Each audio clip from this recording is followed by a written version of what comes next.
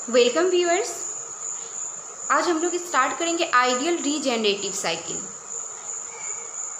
पिछले वीडियो में हम लोगों ने देखा था रीहीट साइकिल, ठीक है। तो मेन हमारा मोटो होता है प्लांट का कि इफ़िशियंसी को इंक्रीज कैसे किया जाए। तो आपने देखा कि इफ़िशियंसी को इंक्रीज हम मीन टेम्परेचर को इंक्रीज करके करते हैं। तो हम दो वे से मीन टेम्परेचर को इंक्रीज कर सकते हैं। एक है कि मैक्सिमम टेम्परेचर, जिसका आपने सुपर हीटेड रीजन में आपने देखा, मैक्सिमम टेम्परेचर और प्रेशर पर आपने हीट को अप्लाई किया मीन टेम्परेचर को इंक्रीज करने के लिए। तो ये हमने रीहीट में देखा था। दूसरा में रीजेनरेटिव साइकिल है। रीजेनरेटिव साइकिल में सिर्फ एक ही फैक्ट आएगा कि यहाँ पर हम लोग मीन टेम्परेचर को इंक्रीज करेंगे लोअर टेम्परेचर, यानी T1 जो है हमारा, ये टेम्परेचर है T1 टेम्परेचर, ठीक है। इस टेम्परेचर से भी बिलो यानी लोअर टेम्परेचर पे ही हम हीट को सप्लाई करेंगे, जो कि आपने रीहीट साइकिल में आपने मैक्सिमम हीट सप्लाई किया था मीन टेम्परेचर को इंक्रीज करने के लिए। लेकिन उसके कंपेरिजन में रीजेनरेटिव साइकिल में हमको लेस देन यानी कि उससे कम ही हीट को हम सप्लाई करेंगे सुपर या मतलब बॉयलर में, ठीक है। हीट को सप्लाई करेंगे स्टीम फॉर्म करने के लिए। यहाँ पर आप देख रहे हो कि सिंपल रेनकाइंड साइकिल हम लोगों ने TS डायग्राम पे इसे प्लॉट किया है। यहाँ पर आप सुपर हीटेड रीजन में भी ले सकते हो, लेकिन मैंने यहाँ पर ड्राई सेचुरेटेड स्टेट पे शो कर रही हूँ सिंप्लीफाई करने के लिए, मतलब सिंपल शो करने के लिए। तो इन सैचुरेटेड रेनकाइंड साइकिल, ठीक है, आप इसमें देर सैचुरेटेड स्टीम रेनकाइंड साइकिल में कि टेम्परेचर जो है T1 इससे लेस देन पे ही आप क्या करते हो, टोटली लिक्विड जब होता है तो उस पर आप हीट सप्लाई करते हो, ठीक है। उसको रीच कराते हो आप T1 टेम्परेचर। इसको मैं 4 से नहीं, चलिए मैं यहाँ से 5 ही कर दे रही हूँ, 5 से इस पॉइंट को 5 तक आपको इंक्रीज कराना है। कांस्टेंट टेम्परेचर और कांस्टेंट प्रेशर पे आप इसे हीट ऐड करते हैं। लेकिन रीजेनरेशन साइकिल में क्या है यहाँ पर कि हम अगर फीड पंप में, ठीक है, पास आउट आप कर रहे हो, बॉयलर में इन करने से पहले इस T1 टेम्परेचर से बिलो जो टेम्परेचर है, ठीक है, इस टेम्परेचर पे से हम गर्म करेंगे, वार्म करेंगे किसको, लिक्विड को, ठीक है, उसे सैचुरेशन टेम्परेचर तक पहुंचाएंगे। तो कैसे, जो स्टीम जो हमारा है, ठीक है, यहाँ पर तो हम जब स्टीम है तो स्टीम से, ठीक है, जो हीट को रिजेक्ट करेगा वो रिजेक्ट ही वाटर गेन करेगी, तो वार्म होगा और उसका टेम्परेचर सैचुरेशन टेम्परेचर तक पहुंचेगा।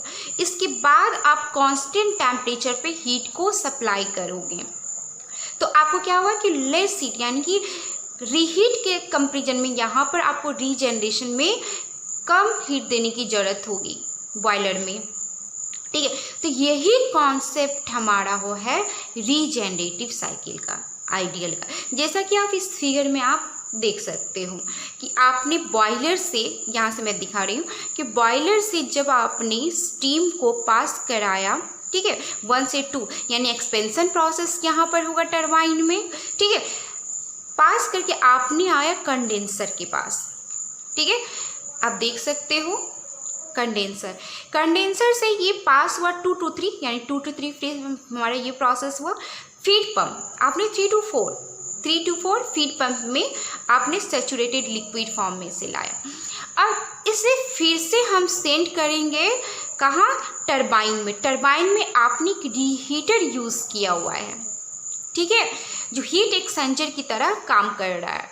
तो यहाँ पर जो हीट एक्सचेंजर काम है यानी कि स्टीम जो है, स्टीम क्या करेगा, हीट लूज करेगा वाटर से, वाटर उस हीट को गेन करेगी और ये आपका गर्म होगा, ठीक है। यही प्रोसेस है जी।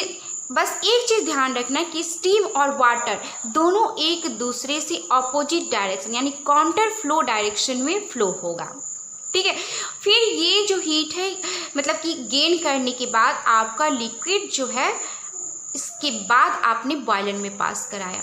यानी यहाँ जो हमारा 3 to 4 प्रोसेस के बाद आपने 4 to 5 प्रोसेस जो देख रहे हो, ठीक है, बॉयलर में इन करने से पहले आपने इसे क्या किया, वार्म किया है, उसका टेम्परेचर सैचुरेशन टेम्परेचर पर पहुँचाया। कैसे, ये जो स्टीम एक्सपेंशन प्रोसेस के थ्रू जो हीट को लूज किया वो वाटर हमारा गेन किया है, ठीक है। इसके बाद कांस्टेंट टेम्परेचर पे आपने हीट को सप्लाई किया। अब यहाँ पर हीट आपने कांस्टेंट टेम्परेचर पे सप्लाई किया, तो ऑब्वियसली जो है जितना आप देख सकते हैं, अगर ये सबकूल्ड लिक्विड होता तो आपको हीट ज़्यादा देने की ज़रूरत होती, लेकिन अगर हमारा पहले से ये वार्म है वाटर, तो उसके कंपेरिजन में हीट कम सप्लाई हुआ, ठीक है।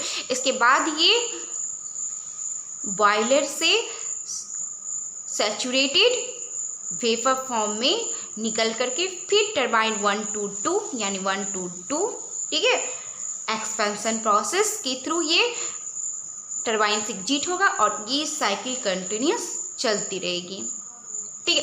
तो ये हमारा रीजेनरेशन का कॉन्सेप्ट है। लेकिन होता क्या है कि प्रैक्टिकली आप टरबाइन में हीट एक्सचेंजर को प्रैक्टिकली नहीं रख सकते, ये पॉसिबल नहीं है, ठीक है। तो प्रैक्टिकल कुछ और होगा जिसे हम रीजेनरेशन साइकिल के थ्रू शो करेंगे, और ये हमारा कॉन्सेप्ट है। तो ये हमारा रहा आइडियल रीजेनरेशन साइकिल। तो इस तरह से जो 4 to 5 प्रोसेस है ये कौन सा होगा, यानी आप देख रहे हो हीट एक्सचेंजर से निकला 4 से 5, ये हमारा हो जाएगा 5 प्रोसेस, देख सकते 5 फॉर्म, यानी यहाँ से ये बॉयलर में इन करेगा।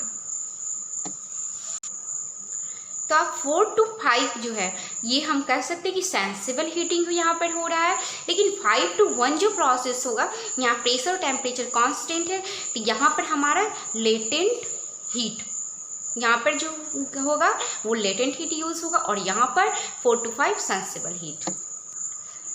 तो सबसे पहले भी कॉन्सेप्ट पे आते हैं कि ये जो हमारा रेनकाइंड साइकिल है, ठीक है, सिंपल रेनकाइंड साइकिल, अभी हम रीजनरेशन की बात नहीं कर रहे हैं। तो यहाँ जो आपने हीट सप्लाई किया है तो वो आपका एक्स एक्सिस पे 1 2, ठीक है, कितना होगा, ये भी नीचे जाएगा तो हमारा पॉइंट्स ए, और ये मैंने इंडिकेट किया कि ये हमारा बी है, ठीक है, ये ए और ये बी। तो ये जो हम हीट सप्लाई यहाँ पर करेंगे, ठीक है, क्या होगा 1 A B और 4, अगर हम इसे हीट सप्लाई करते हैं तो एरिया में अगर आपको दिखाना है तो heat supplied QS equal to हो जाएगा कौन सा एरिया हमारा 1 A B 4, और यही हीट रिजेक्टेड, ठीक है, हीट रिजेक्टेड एरिया जो होगा QR वो क्या हो जाएगा हमारा, यहाँ देखिए हीट रिजेक्ट तो यहाँ से हो रहा है, ठीक है, तो क्या होगा 2AB3 2AB3। तो यहाँ जब आप देख रहे हो 5 to 1 प्रोसेस में कांस्टेंट प्रेशर पे आपने हीट को सप्लाई किया, तो T1 मैक्सिमम टेम्परेचर, ठीक है, तो मैक्सिमम टेम्परेचर पे आपने हीट सप्लाई कर रहे हो, तो क्या ये कॉन्सेप्ट कार्नोट साइकिल से मैच करता है? हाँ बिल्कुल, ठीक है। तो ये कार्नोट साइकिल पर है कि मैक्सिमम टेम्परेचर पे आपने हीट को सप्लाई किया, लेकिन रेनकाइंड साइकिल में 1 to 4 प्रोसेस में आपने डिस्ट्रीब्यूटली आपने हीट सप्लाई किया था, लेकिन जब रीजेनरेटिव साइकिल आपने यूज़ किया तो 4 to 5 में क्या किया आपने, इसे हीट यहाँ पर सप्लाई नहीं किया, यहाँ पर इंटर एक्सचेंज हुआ है हीट, ठीक है, स्टीम की तरह, और इसे आपने इसका टेम्परेचर पहुँचा 5 तक, 4 से 5, यानी कि लोअर टेम्परेचर पे इस यहाँ पर हीट एक्सचेंज हुआ है स्टीम से वाटर में। इसके बाद आप कांस्टेंट टेम्परेचर पे हीट सप्लाई, यानी कि आपने T1 टेम्परेचर पे हीट सप्लाई किया, तो ये कार्नोट साइकिल की तरह भी है। तो इफिशियंसी जो होगा कार्नोट साइकिल का और यहाँ पर रेनकाइंड साइकिल वो आपका सेम हो जाए, क्योंकि मैक्सिमम टेम्परेचर क्या होगा दोनों का आप बता सकते हो, T1 माइनस मैक्सिमम टेम्परेचर मैं लिख दे रही हूँ, ठीक है, तो मैक्सिमम टेम्परेचर क्या होगा T1 माइनस T2। तो इफिशियंसी क्या हो जाएगा हमारा यहाँ पर, और एवरेज टेम्परेचर यानी कि हम कह सकते हीट एडिशन का T1 हो गया, ठीक है, और रिजेक्टेड टेम्परेचर हमारा T2 है। तो इफिशियंसी 1 माइनस T2/T1 जो कि आपका रेनकाइंड साइकिल का भी इफिशियंसी है। लेकिन बेसिक फिलोसफी अगर हम प्रैक्टिकल की बात करें तो हीट एक्सचेंज के थ्रू 4 to 5 यानी कि हमारा इस प्रोसेस में जो वाटर है 5 तक सैचुरेशन टेम्परेचर क्या पहुंच पाएगा,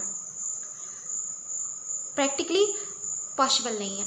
तो हम लोग क्या करते हैं, अगर मान लीजिए कि नहीं, तो ये इस पॉइंट पे या सपोज इस पॉइंट यही कहीं भी आर्बिट्री में ले रही हूँ इसके बीच की रेंज को, कि ये वहाँ तक लोअर टेम्परेचर तो होगा, यानी ये 5 से बिलो, T1 से बिलो, ठीक है। सपोज दैट इस पॉइंट को मैंने P डिनोट किया, एक तरफ से कहे तो TP, P पॉइंट पर टेम्परेचर, ठीक है। तो इस पॉइंट पर अगर हम मानते कि यहाँ तक वाटर गर्म हुआ, किसके थ्रू, हीट एक्सचेंजर के थ्रू, ठीक है। तो आप देख सकते हो कि अगर हम रीहीट की बात करें या हम सिंपल रेनकाइंड साइकिल की बात करें तो 4 to 1 प्रोसेस में आपने हीट सप्लाई किया था, ठीक है, तो और रिजेक्ट हुआ था T2 टेम्परेचर पे। तो यहाँ जो हमारा मीन टेम्परेचर था, ठीक है, 1 to 4 प्रोसेस में कंसिडर कीजिए, और ये जो हमारा अब जो मीन टेम्परेचर होगा, ठीक है, जैसे कि हम कह सकते हैं TA T1, अब तो इस टेम्परेचर पे, ठीक है, TA और T1, और यहाँ था T1 माइनस T2 4 नहीं करके हम यहाँ पे 4 पॉइंट है तो 4 नहीं, चलिए हटाइए 2।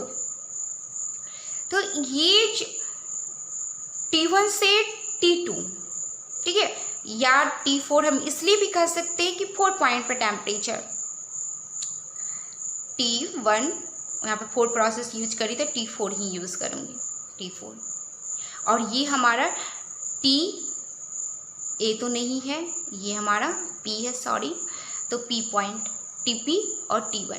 तो किसका टेम्परेचर, मीन टेम्परेचर, इस टेम्परेचर मीन टेम्परेचर ज़्यादा होगा या इस टेम्परेचर पे, तो ऑब्वियसली आप देख सकते हैं कि मीन टेम्परेचर हमारा ये TP से T1 जो है ये ग्रेटर देन होगा T1 to T4 का टेम्परेचर में, मीन टेम्परेचर ये इस पे ज़्यादा होगा हमारा, ठीक है। तो यही हमारा कॉन्सेप्ट जो है वो रीजेनरेशन का है, किसमें आपने देखा कि एवरेज टेम्परेचर को यानी मीन टेम्परेचर को आपने इंक्रीज किया तो इफिशियंसी ऑलरेडी इंक्रीज होगी। तो चलते सबसे पहले हम लोग आइडियल रीजेनरेटिव साइकिल को TS मतलब डायग्राम पे प्लॉट करेंगे, ठीक है।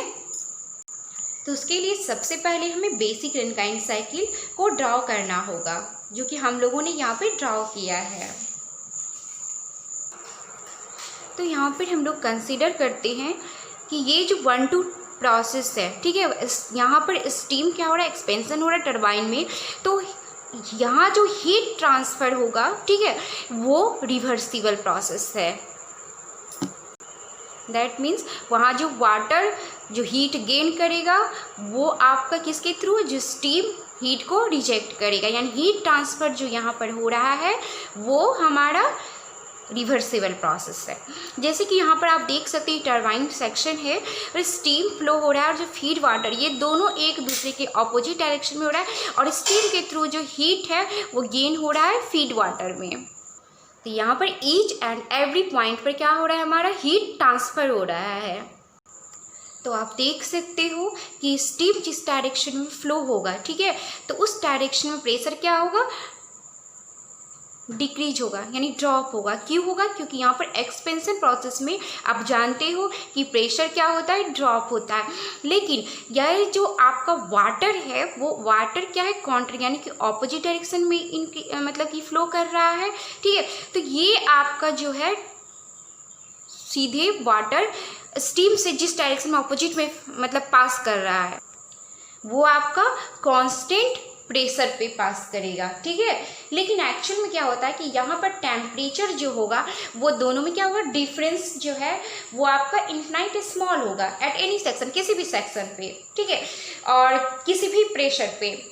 तो इस तरह से अगर हम एक्चुअल प्रोसेस कहें तो आप जानते हो एक्चुअल में रिवर्सिबल प्रोसेस जो होगा यहाँ पर इम्पॉसिबल होगा, ये क्या हो जाएगा, इरिवर्सिबल, जिसके कारण क्या होता है कि यहाँ पर हीट ट्रांसफ़र होगा स्टीम टू वाटर, और इस तरह से वाटर का टेम्परेचर क्या होगा, इंक्रीज होगा।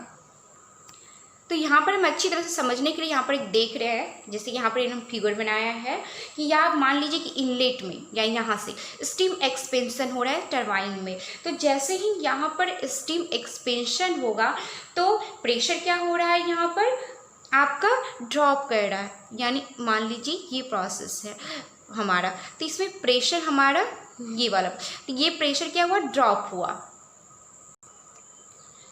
ठीक है। तो यानी इस प्रेशर को हम लोग नंबर ऑफ डिवीजन में समझने के लिए, ठीक है, नंबर ऑफ डिवीजन में इसे हम डिवाइड कर देते हैं। तो यहाँ पर वाटर जो है, ठीक है, वो हमारा टेम्परेचर क्या होगा, उसका इंक्रीज होगा। सपोज ये 1 है, 2, 1 से 2 की, और ये इंक्रीज करेगा, ठीक है, क्योंकि हीट ट्रांसफर के थ्रू। तो चलिए सबसे पहले हम यहाँ पर एज्यूम करते हैं टीएस डायग्राम में, अगर हमारे स्टीम एक्सपेंड हो रहा है after some pressure, suppose that यहाँ तक मैं इस पॉइंट पे एज्यूम कर रही हूँ, ठीक है, और इसका मैंने नेमिंग किया, ठीक है, P, ध्यान रखिएगा। तो 1 से P हमारे स्टीम क्या हुआ, एक्सपेंड हुआ। तो इसी आप जो देख रहे हो, ठीक है, ये जो हमारा वाटर है, मान लीजिए कि मैंने इसे Q से डिनोट कर रही हूँ यहाँ पे, तो ये हमारे स्टीम वाला पार्ट है और ये हमारा वाटर। तो जैसे यहाँ पर एक्सपेंशन हुआ P पॉइंट तक, ठीक है, तो यहाँ पर जो Q से 5 है, तो ये हीट को क्या करेगा, जो रिजेक्ट किया स्टीम वो हमारा वाटर गेन किया, और इसका टेम्परेचर रेंज कितना होगा, इंक्रीज होगा Q to 5, ठीक है। ध्यान देने वाली बात है, फिर से आप देख सकते हैं कि 1 से P अगर एक्सपेंशन हो रहा है, सपोज दैट मैंने सारे प्रोसेस 1 2 को बहुत सारे प्रोसेस में डिवाइड कर दिया, ठीक है, इन्फिनाइट स्मॉल में, तो मैंने यहाँ पर देख रही हूँ कि 1 से P अगर एक्सपेंशन हो रहा है, प्रेशर यानी प्रेशर ड्रॉप हुआ यहाँ पे हमारा, ठीक है, तो जो हीट यहाँ से रिलीज हुआ वो हीट गेन होगा वाटर, यानी ये वाटर साइड है हमारा, तो वाटर गेन होगा और टेम्परेचर रेंज होगा Q to 5। और ये ध्यान रखिएगा बहुत ही स्मॉल जो प्रेशर का वो डिफरेंस है। तो एक्सपेंशन हुआ तो यहाँ पे स्टीम क्या होगा, कंडेंस होगा, सपोज दैट, ठीक है, इस पॉइंट यानी कि P से A तक, ध्यान दीजिए P से A, यहाँ पर स्टीम क्या हुआ, कंडेंस हुआ इसी टेम्परेचर पे, ठीक है। तो इसी टेम्परेचर पे, सेम टेम्परेचर पे यहाँ पर हीट को गेन किया हमारा वाटर, और टेम्परेचर रेंज हो गया इसका Q to 5। तो ऐसे ही हम कर सकते हैं, एक्चुअली ये स्मॉल डिफरेंस पार्ट्स में डिवाइड है। तो फिर से यहाँ, ठीक है, ये आप देख सकते हो कि यहाँ पे स्टीम क्या हुआ हमारा, यहाँ पे एक्सपेंड हुआ, तो एक्सपेंड मतलब कंडेंस जो उसी टेम्परेचर पे होगा, सपोज दैट, तो कौन सा कंडेंस हमारा ये पार्ट यानी B पार्ट तक कंडेंस हुआ।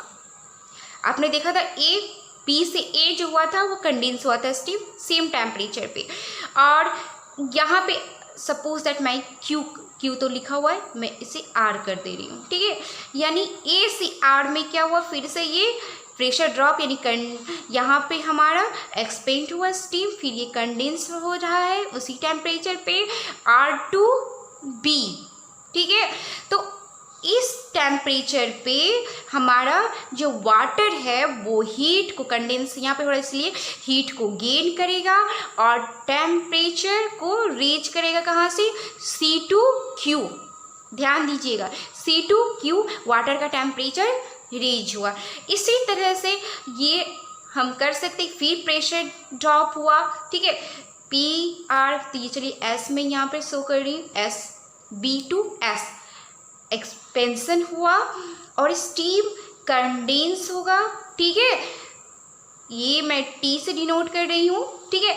तो S से T उसी टेम्परेचर पे स्टीम कंडेंस हुआ, तो यहाँ पे वाटर जो है इस कंडेंस से हीट को गेन करेगा, ठीक है, गेन करके टेम्परेचर इंक्रीज करेगा D2C। फिर स्टीम हमारा यहाँ पर एक्सपेंस हुआ T2U, और यहाँ पे स्टीम मेरा कंडेंस हुआ U2B। सेम टेम्परेचर पे यहाँ से हीट को गेन करेगा वाटर, और वाटर को गेन करके टेम्परेचर इंक्रीज करेगा 4 to D। इस तरह से आप ये प्रोसेस को देख सकते हैं। तो हमारा ये जो पाथ है आप देख रहे हैं, ये जिगजैग की तरह दिख रहा है कि ये स्टीम जो यहाँ पर कंडेंस हो रहा है, ठीक है, वो एक्सपेंशन की प्रोसेस के थ्रू, तो ये जिगजैग वे की तरह। एक तरफ से हम कह सकते हैं कि स्टीम का फ्लो जो होता है वो जिगजैग की तरह। तो आप देख रहे हो कि अगर आप सारे पॉइंट्स को कनेक्ट करोगे, ठीक है, टर्मिनल पॉइंट से इसके, तो ये जो लाइन बनेगा हमारा, ठीक है, ये लाइन इस तरह से दिखेगा, और ये लाइन जो होगा ये एक दूसरे का पैरेलल होगा। एक्चुअली मेरे फिगर में ये नहीं बन रहा है क्योंकि मैंने ये कुछ ज़्यादा वहीं पे कम इस तरह से शो किया है। अगर आप इसे एकदम बिल्कुल सटीक लोगे तो ये लाइन और ये लाइन जो है ये दोनों पैरेलल होंगे, ये ध्यान रखिएगा। आप लोग बुक में देखोगे तो बिल्कुल इस तरह से बना होता है, ठीक है। ये लाइन और ये लाइन आपका क्या है, पैरेलल है। जैसे कि आप देख रहे हो ये दोनों आपका पैरेलल होगा। और ये लाइन कैसे बना, ठीक है, ये सारा प्रोसेस, ये लाइन कैसे बना, ये सारा प्रोसेस आपने अभी देख चुके हो, ठीक है। तो सबसे पहले हम आते हैं कि ये जो यहाँ पर एक्सपेंशन प्रोसेस हुआ था, यहाँ पे टेम्परेचर हमारा ड्रॉप हुआ था, ठीक है। तो आप देख रहे हैं कि ये चेंज इन टेम्परेचर स्टीम का है, और यहाँ जो चेंज इन टेम्परेचर होगा वो हमारा वाटर साइड का है, और यहाँ पर आपने एक्सटर्नल हीट को सप्लाई किया है। तो आप देख रहे हो कि ये हमारा एक्चुअल एक्सपेंशन प्रोसेस है टरबाइन में, जो कि हमारा आइसेंट्रोपिक प्रोसेस नहीं है, ठीक है। जबकि आप जानते हो कि ये इस तरह से ही हमारा एडियाबेटिक जो होगा, रिवर्सिबल एडियाबेटिक प्रोसेस नहीं है, ठीक है, क्योंकि आइसेंट्रोपिक नहीं है। लेकिन ये जो V से 2' है ये हमारा आइसेंट्रोपिक एक्सपेंशन होगा, आप जान रहे हो, ठीक है। तो ये हमारा प्रोसेस जो होगा ये आइसेंट्रोपिक V to 2'। एक तरफ से हम कह सकते हैं कि 1 से जो V है ये हमारा एंटायर प्रोसेस जो है वो रिवर्सिबल हीट ट्रांसफर प्रोसेस है, जबकि हमारा V to 2' जो है ये हमारा आइसेंट्रोपिक प्रोसेस है। इस तरह से हम, ठीक है, वाटर साइड देख रहे हैं। 3 to 4 जो प्रोसेस है ये हमारा फीड पंप का है। 4 to 5 प्रोसेस जो है वो हमारा वाटर हीट हो रहा है, किसके थ्रू, स्टीम के थ्रू। और स्टीम यहाँ पे वाटर जो हीट हो रहा है किसके थ्रू, स्टीम जो रिजेक्ट कर रहा है हीट। 1 से V का जो प्रोसेस है ये प्रोसेस जितना हीट रिजेक्ट करेगा उतना ही वाटर यहाँ पर उसका टेम्परेचर इंक्रीज होगा due to heating of water. इस तरह से हमारा 4 to 5 और 1 to V जो प्रोसेस है ये दोनों क्या है, हमारा पैरेलल लाइन की तरह दिख रहा है, ठीक है। तो यहाँ जो टेम्परेचर चेंज इन टेम्परेचर होगा वो बहुत ही स्मॉल होगा। इस तरह से हम कह सकते हैं कि ईच एंड एवरी पॉइंट पे जो हमारा एंट्रोपी चेंज होगा वो भी सेम होगा, ठीक है।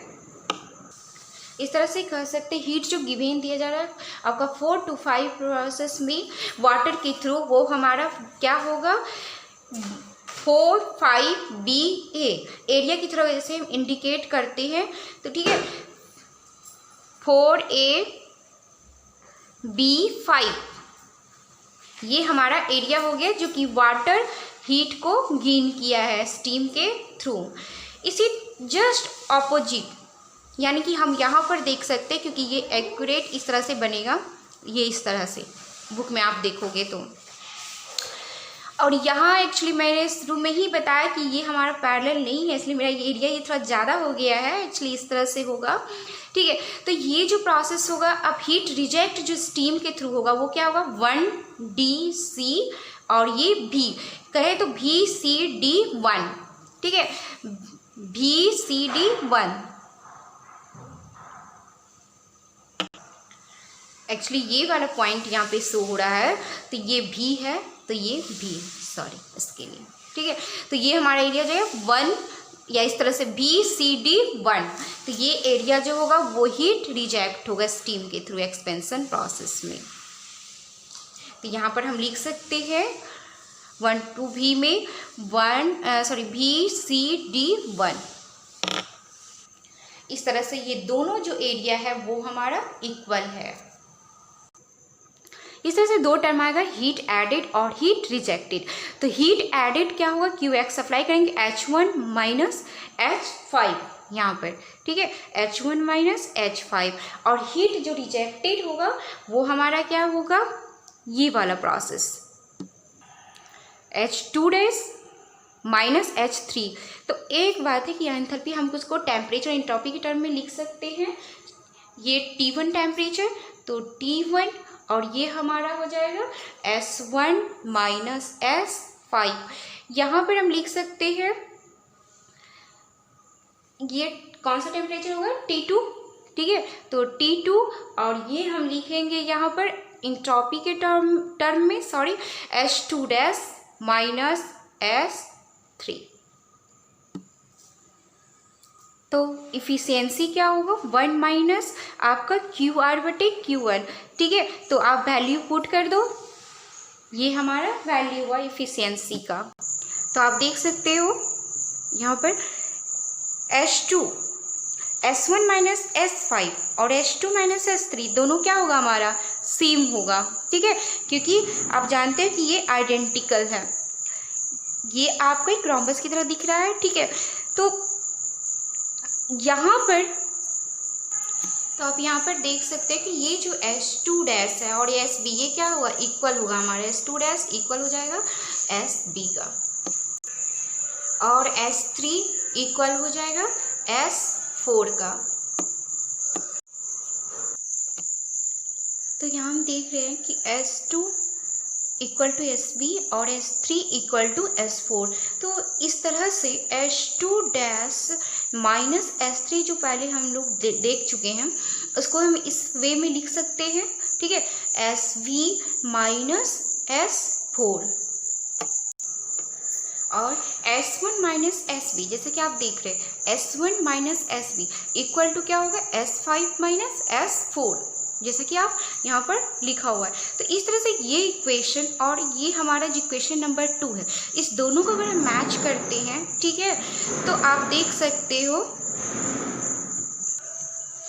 चलिए, उस मैच करने से पहले हम देखते हैं H1 माइनस इस वाले इक्वेशन को। तो क्या हम ऐसे लिख सकते हैं, S5 को इधर लाएंगे लेफ्ट साइड और SB को राइट साइड। तो H1 minus S5 equal to हमारा हो जाएगा SB माइनस S4। इस तरह से ये इक्वेशन नंबर हमारा 3 हो गया। तो आप देख सकते हैं कि RHS इक्वेशन नंबर 1 का और इक्वेशन नंबर 3 का RHS सेम है। तो ये हम इस तरह से दोनों का लेफ्ट साइड क्या होगा, इक्वल होगा, फ्रॉम इक्वेशन नंबर 1 एंड 3 से, ठीक है। तो इस दोनों को हम क्या लिख सकते हैं, H1 माइनस S5 हो जाएगा H2 डैश माइनस S3 के इक्वल, ठीक है। तो इस तरह से आप याद है कि आपने इफिशियंसी फाइंड आउट किया था 1 माइनस, ठीक है, T2 H2 dash minus S3 bye T1 S1 minus S5।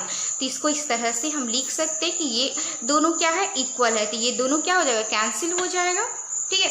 1 minus T2, इसको मैं इस फॉर्म में लिखती हूँ S1 minus S5 divide T1 S1 minus S5, cancel कर देते हैं दोनों। तो ये हो जाएगा 1 माइनस T2 बटे T1। तो आप इस तरह से देख रहे हो कि हमारा जो इफिशियंसी है, ठीक है, वो हो गया 1 माइनस T2 बटे T1, ठीक है। ये हमारा इफिशियंसी फाइंड आउट हो गया। तो आप देख सकते हैं 1 2 और मान लीजिए पॉइंट हमारा ई है और 5 1 2 E5 जो है वो हमारा किस तरह से वेव करेगा 1 2 E5 कार्नोट साइकिल की तरह। ठीक है, तो इस तरह से आप देख सकते हैं ये जो हमारा रोम्बस टाइप का डायग्राम है, ठीक है, और ये जो हमारा रेक्टेंगल डायग्राम है ये दोनों क्या है, इक्वल है। कार्नोट साइकिल की तरह दोनों हमारा इक्वल है, रोम्बस और आपका रेक्टेंगल डायग्राम, और इफिशियंसी हमारा कार्नोट साइकिल के इक्वल है। तो इस तरह से ये हमारा था आइडियल रीजनरेशन साइकिल।